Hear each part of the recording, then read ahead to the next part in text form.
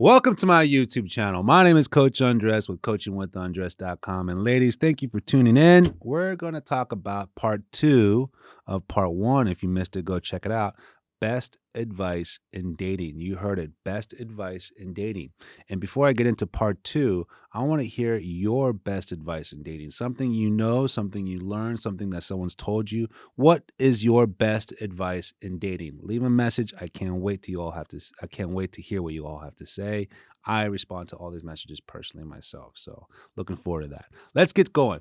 Part 2, best advice in dating.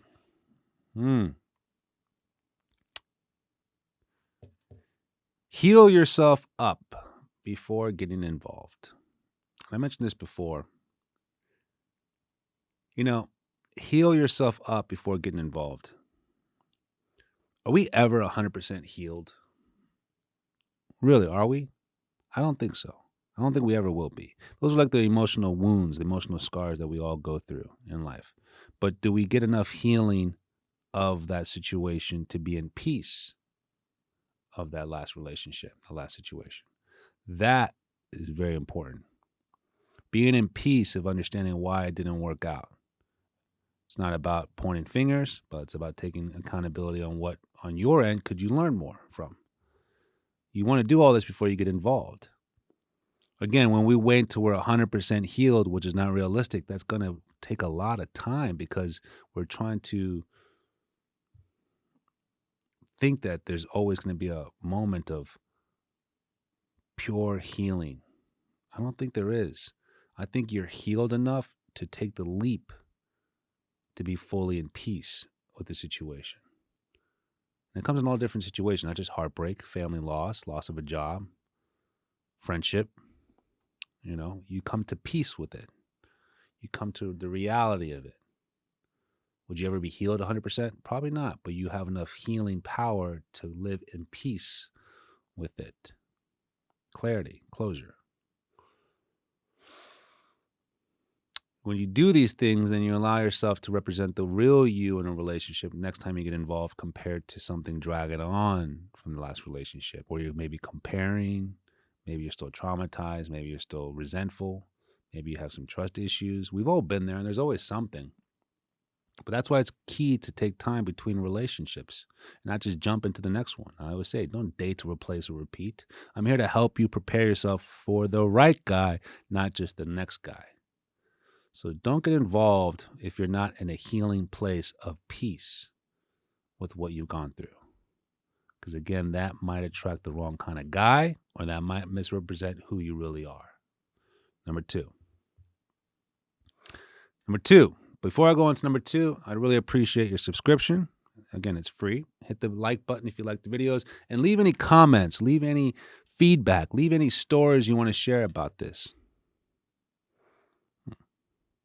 Number 2, love and dating with walls.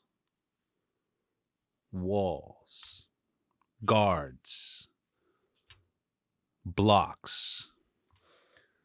That's how you know you haven't healed or in a peaceful place enough to get involved with someone else, is because you're dating with all these walls. And I get the purpose of it. You're trying to protect yourself. You're trying to see if that person's worth it. Trying to see if that person's proving to you enough, if they're credible enough, if they're honest enough, if they're trustworthy enough. And I get the intent. But you don't want to live and date and love with walls.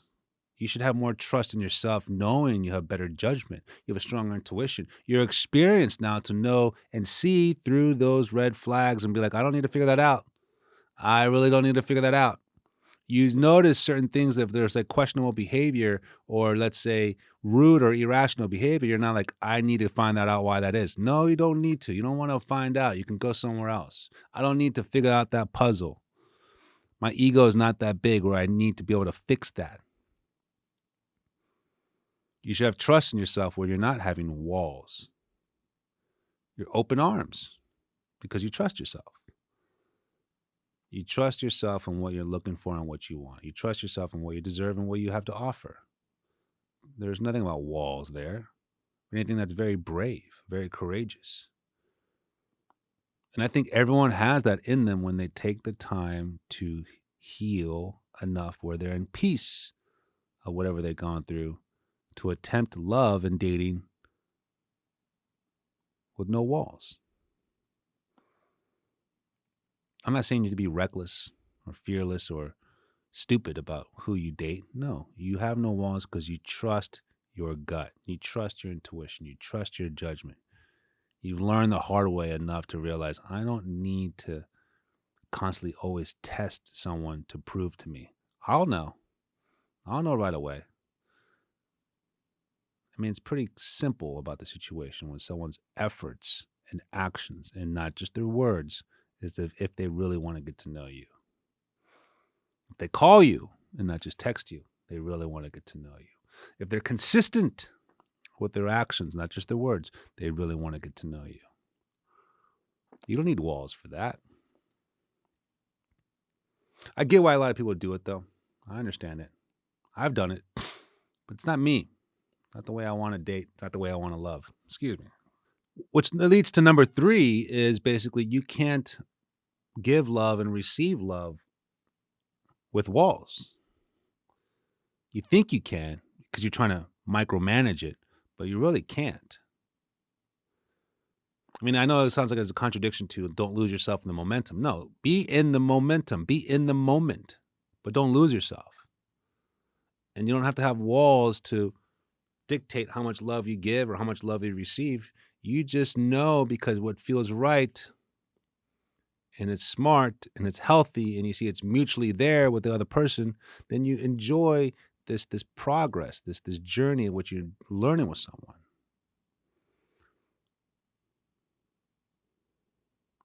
I get the whole point though with walls. It's not wrong.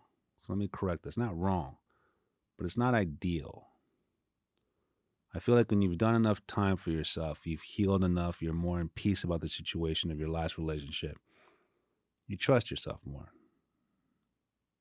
And you're okay to put the walls down because you want to get back out there and be who you really are. Which leads to number 4. Understanding love with all your heart. Cheesy, right? Cliche, cheesy. No, it's not. It's actually right. It's real. Understanding love with all your heart. Being compassionate, being open, being honest, being vulnerable. It's not easy. Might be a cheesy saying, but it's not easy to do. I'll tell you that. We always want to judge. We always want to label. We always want to criticize, compare. But when you're in a good place, you understand love with all of your heart. You're dating with no walls. You know your value. The goal is to meet someone who's doing the same for them. And you really see that stand out for someone doing that for themselves compared to someone dating for the other reasons, the unhealthy reasons, the selfish reasons. So before I close up on the video on best advice is part 2, I want to hear your advice, what you've learned, what you've been told, what you enjoy as your best advice. Leave a comment. And I have a couple of quotes here that I learned from other fellow coaches, and I want to share it because it's very true about, again, these walls and, having dating defense mechanisms and not waiting till you're ready so you don't trust yourself, so you're dating with all these rules. But check it out. I get it. Last time I did that, I got hurt. Loving with all your heart didn't get you hurt. Loving the wrong person did. Think about that. Last time you did something with loving without walls and all that, you got you hurt. That wasn't the problem. It was the person you were doing it with. So what you have to offer and how you love is great. It's what makes you who you are. The right person is going to appreciate that and love that about you and give it right back to you. The main thing is I always look at it when you have a special love to offer, don't let the relationships change who you are. You learn from it and you grow from it, but you don't become more bitter or resentful or regretful or smaller or less loving because of what happened. And I'm not trying to devalue or discredit what you might got hurt by or heartbreak or the sadness of it. I'm with it. But ultimately, you want to continue loving the way you know how to love, but you learn from each relationship. And if anything, it intensifies, it grows. It's not the way you love someone, it's loving the wrong person. Remember that. If getting in a relationship with someone isn't ready, don't force it. All right. That's all I wanted to conclude it with. Thank you very much, and I'll see you all soon. My name is Coach Undressed with coachingwithundressed.com. See you.